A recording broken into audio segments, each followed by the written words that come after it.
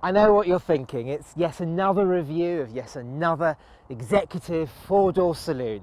But I'm delighted to tell you this car isn't German. It's an Alfa Romeo. The last time Alfa Romeo had a saloon to take on the BMW 3 Series, Mercedes C-Class and the Audi A4 was in 2011.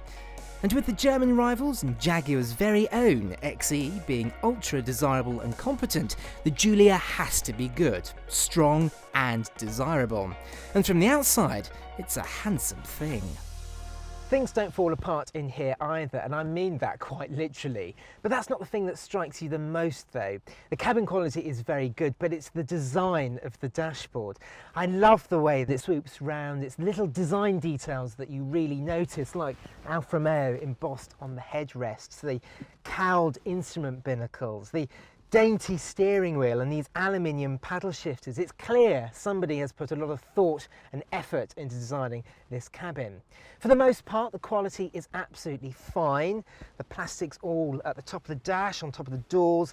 The leather all feels very good. It's definitely not on par with the Audi A4, but it's similar to the quality you'll find in a Jaguar XE, and that's not bad at all. However, there are a few dodgy plastics if you look hard enough, like down on the doors. All feels a bit cheap and scratchy. And the buttons down here on the center console, the buttons just really feel really quite cheap, as if it's going to fall off at any moment.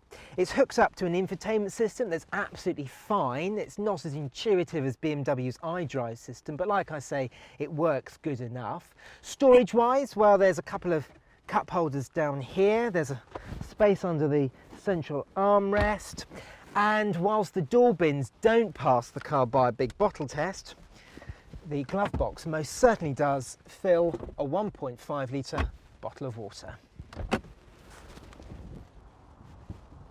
There are 4 flavours of Giulia. Entry-level cars get dual-zone climate control, the Alpha DNA drive mode selector, and a whole heap of safety kit, including lane departure warning, forward collision warning, and autonomous emergency braking. That's along with 16-inch alloys, rear parking sensors, a 6.5-inch infotainment screen, and the start-stop button being on the leather steering wheel. Moving higher up and you get more sporty styling, culminating in the Giulia Quadrifoglio.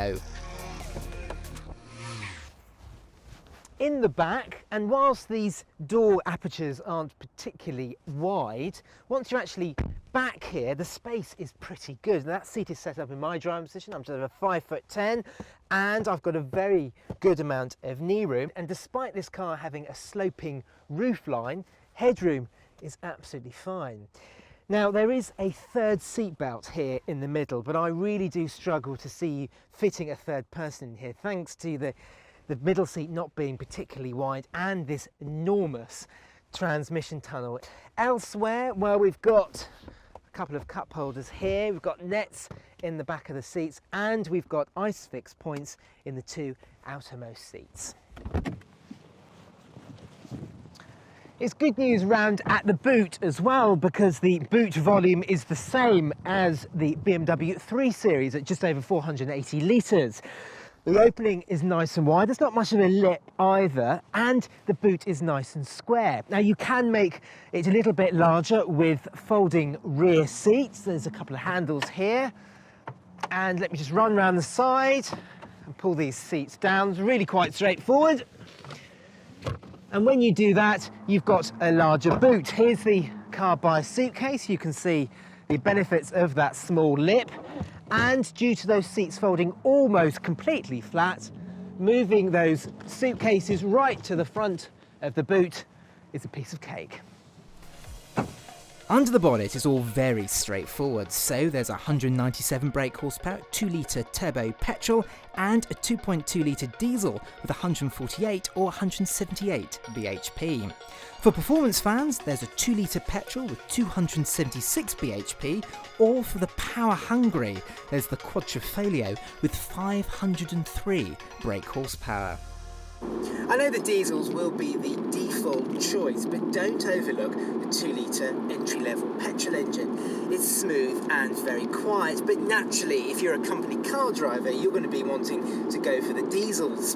This is the 178 brake horsepower version of the 2.2, and it's a good engine. It's not quite as strong as BMW's 2-litre diesel, but it's definitely on par with Jaguar's 2-litre and a lot nicer than Mercedes' 2.1-litre diesel engine. Doesn't matter what gear you're in, it's very punchy, and there's not a lot of diesel grumble coming from the front of the car. It's actually very refined on the motorway. It's frugal too. In our time with it, we averaged in the high 40s, which, while is a long way off the claimed 67.3 mpg, is as good as a BMW 320d or a Jaguar XE 2-litre diesel. A low CO2 figure of 109 grams per kilometre will please company car drivers too. Unlike its rivals, the Giulia only comes with an 8-speed automatic gearbox. It's a pretty good auto. It's the same one that Jag uses in the XE and BMW in the 3 Series, and consequently gear changes are very sharp and snappy. Now, in most cars, you get little pieces of plastic glued to the back of the steering wheel, but these are something entirely different, something you'd expect in a Ferrari, and they're such a delight to use. Now, they cost £275 on their own, or you can go for them as part of the performance pack, which adds a limited slip differential and adaptive dampers. Now, it costs £1,950, and it's something that I would recommend choosing. Why? Well, I'll explain a little bit more a little bit later on. Alfa has worked hard on making the Giulia fun to drive, and they've succeeded. It's incredibly agile and reactive to inputs, and it's not at the cost of refinement. While there is a little diesel rumble when you rev the engine, the Giulia is generally a quiet car. It's just a shame the door mirrors create so much wind whistle. Now, remember I said you should go for the performance pack? Well, the main reason why I said that is because you get adaptive dampers, and they're really needed on the Giulia. Now, because Alfa has made the Giulia dart around corners, it's also fitted it with really firm suspension, and the ride is just too hard. If you hit a pothole mid-corner, the whole body thumps and skimmies around on the road. It's not a very enjoyable experience at all. So, the adaptive dampers help to round off the hard edges. It's not as comfortable as a Mercedes C-Class, but it's an awful lot better than the standard setup.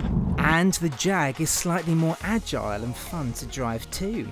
Meanwhile, the BMW has a better engine and a good deal more polish overall, and the Audi A4 has a much better built interior. And it's not cheap. Alfa Romeo seem to have discovered Audi's method of charging a lot for options.